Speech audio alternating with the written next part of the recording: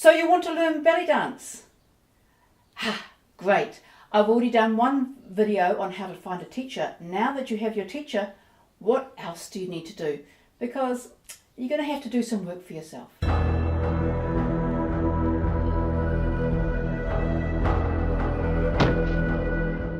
Hi, I'm Kashmir, carrying on how you actually become a belly dancer from scratch. So we're assuming that you have no prior knowledge. So a beginner is probably about the first 2 years or so. I've already said that you need a teacher, and I can see you say, oh, I missed the first video because I don't need a teacher. I've got these really good DVDs. As I said in the first video, you do need a teacher because you need someone who can actually guide you. And a DVD or watching videos doesn't guide you, and you don't know what you don't know. So let's assume that you've got your teacher. So you're going to classes and you're learning some new movements. You're going to have to practice those. A class a week, even 2 classes a week, a couple of hours a week is not enough to embed those in your head. And usually it's the head that's the problem, not the body. The body can usually do the movements, but the head needs to be able to do them automatically. That means practice. It doesn't mean a lot of practice. It doesn't mean you have to set up a home gym with giant mirrors, although mirrors do help. I've covered a wee bit about practicing in another video, but basically what you want to do 2 or 3 times a week for a short length of time, try out those movements. You need to get your movements accurate, clean, automatic. So the movements are one thing. You also need to look at layering, that's doing multiple movements, and transitions, moving from one movement to the next. A good tool for this is the use of combinations, which you may get from your teacher, or you may make up your own. Choreographies are also good for this.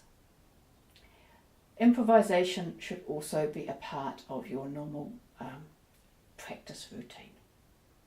So we have you up there, we have you going to class, we have you doing your practice. What else? Again, be guided by your teacher. She may suggest areas, or he, that you need to work on. For example, you may have a postural problem. Now, you will not improve your posture 1 hour a week.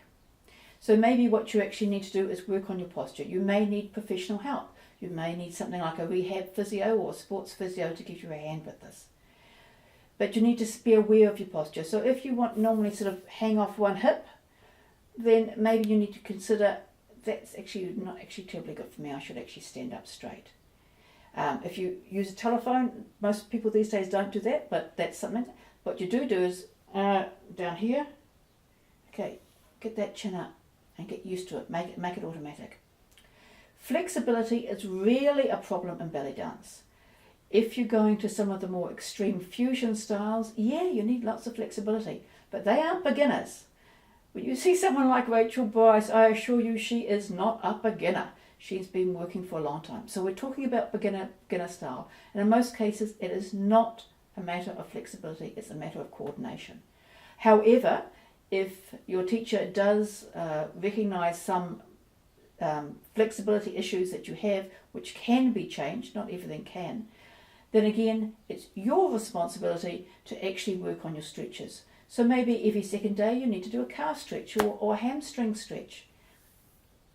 It's up to you. But do remember, if you're doing stretches, make sure you warm up first. So coordination is more of an issue. Strength and control are an issue. So if you're not getting those from the actual, if they're so extreme a problem that you're not going to get them from the actual class, then again you may need professional help on what you can do to improve this. And endurance. Again, as a beginner belly dancer, endurance is not a big thing, but it's not enough to be able to do a perfect hip rock 3 times. You've got to be able to do it for a couple of minutes. And some people, their muscles just get too tired, and it's when they start messing up. However, your teacher might not just ask you to do some things with your body, she might ask you to do things with your mind. So she might set homework. She might suggest videos that you need to watch, or books that you need to read, or workshops that you should attend to extend your understanding of the genre, because belly dance is more than hip drops. In the next video, we'll explore some of this homework that you need to do to become a belly dancer.